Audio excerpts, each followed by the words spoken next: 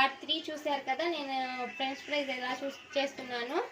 ఇప్పుడు చూడండి, ఒక కడాయి పెట్టుకున్నాను. ఇది మంచిగా హీట్ అయ్యాక ఆయిల్ వేసుకుంటాను.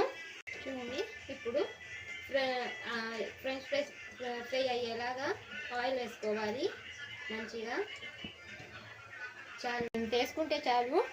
ఇది మంచిగా హీట్ అయ్యాక మీడియంలో పెట్టుకుని మంచిగా ఫ్రై చేసుకోవాలి.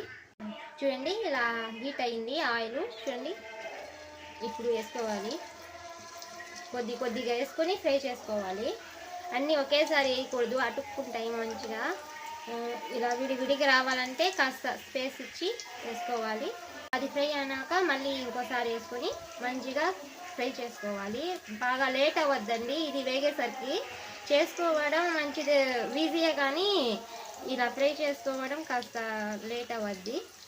చూసారు కదా, ఇలా మంచిగా కలుపుకూడదు, ఎందుకంటే అతుక్కుంటుంది, చెంచకు కూడా అతుక్కుంటుంది. అందుకని కాస్త వేగినాక అప్పుడు మేము కలుపుకోవాలి, లేకుంటే కలవు మంచిగా. అందుకని మంచిగా కాసేపు వేగినాక అప్పుడు కలపాలి. మా భాషలో అయితే మేము చెంచా అంటామండి. నాకు అంతగా తెలుగు రాదు కాబట్టి ఏదొస్తే అదే మాట్లాడుతున్నాను, ఏమనుకోవద్దు.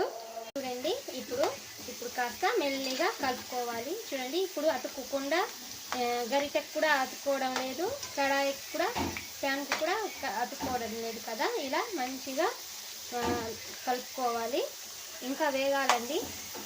పార్ట్ 5లో ఎలా చేశానో చూపిస్తాను, చూడండి.